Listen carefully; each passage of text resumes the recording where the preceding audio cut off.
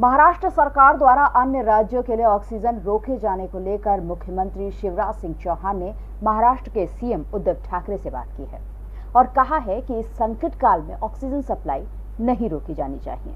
उन्होंने कहा कि ऑक्सीजन के लिए दूसरी व्यवस्थाएं भी की जा रही हैं।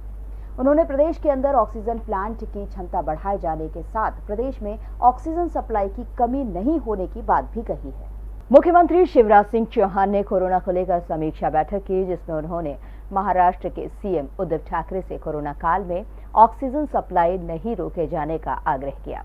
उन्होंने बताया कि महाराष्ट्र से मध्य प्रदेश को 20 टन ऑक्सीजन सप्लाई की जा रही थी, लेकिन वे ऑक्सीजन के लिए अन्य वैकल्पिक व्यवस्था कर रहे हैं। शिवराज सिंह चौहान ने प्रदेश में ऑक्सीजन प्लांट की क्षमता बढ़ाए जाने के लिए भी कंपनियों को कहा है। उन्होंने कहा कि कोरोना का कोई निश्चित समय नहीं है कि ये कब तक चलेगा, इसीलिए ऑक्सीजन क्षमता बढ़ाना जरूरी है। उन्होंने कहा कि प्रदेश में कोरोना कमांडिंग सेंटर को एक्टिव किया जा रहा है, जिसमें कोरोना से संबंधित पूरी व्यवस्था रहेगी। आज मैंने कोरोना की पूरी समीक्षा की है। ऑक्सीजन की कमी का विषय महत्वपूर्ण था, जो मुझे चिंतित कर रहा था। आज मैंने महाराष्ट्र के मुख्यमंत्री श्री उद्धव ठाकरे जी से भी बात की और उनसे आग्रह किया है कि ऐसे संकट के समय ऑक्सीजन की सप्लाई नहीं रोकनी चाहिए। उन्होंने मुझे आश्वस्त किया है कि दिक्कत उनको भी है कोविड के पेशेंट्स के कारण, लेकिन वो यथासंभव प्रयास करेंगे कि मध्य प्रदेश के अस्पतालों को ऑक्सीजन की जो सप्लाई होती वो आपूर्ति सुनिश्चित रह सके। लेकिन हमने वैकल्पिक व्यवस्था भी की है। प्रारंभ में मध्य प्रदेश में ऑक्सीजन की उपलब्धता थी केवल 50 टन,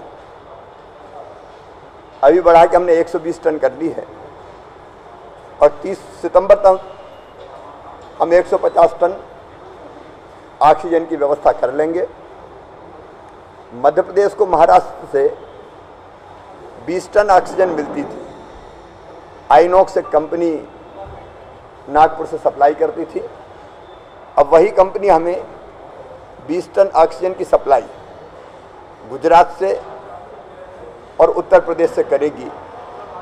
हमारे यहाँ जो ऑक्सीजन के छोटे छोटे प्लांट हैं, उनकी क्षमता भी केवल 50-60% थी। 50-60% क्षमता पर चल रहे थे। हमने उनको आग्रह किया है कि वो फुल कैपेसिटी पर अपने प्लांट चलाएं, ताकि ऑक्सीजन की उपलब्धता में और बढ़ोतरी की जा सके। शॉर्ट टर्म सारी व्यवस्था हमने कर ली है। मैं प्रदेश की जनता को आश्वस्त करता हूं कि ऑक्सीजन की कोई कमी कोविड पेशेंट्स के लिए नहीं रहेगी। लॉन्ग टर्म प्लानिंग के लिए भी हमने बाबई के मुहासा में आइनॉक्स कंपनी ने कहा था हम ऑक्सीजन का प्लांट डालेंगे, तो उसको स्वीकृति दी है, अनुमति दी है। Rabindranath Tagore University, formerly known as ISECT University, the pioneers in skill development with focus on creating industry-ready professionals.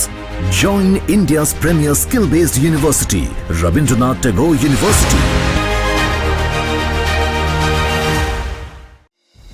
संगीत की स्वर लहरियों से सांस्कृतिक ताने बाने तक, चंबल के पीड़ों से नक्सलवादियों के गढ़ तक, झोपड़ी से महलों तक, ठेलों से मेलों तक, पगडंडियों से सड़कों तक, गांव से शहरों तक, व्यापार से उद्योगों तक, राजनीति से कूटनीति तक, दखल न्यूज आपके हक में।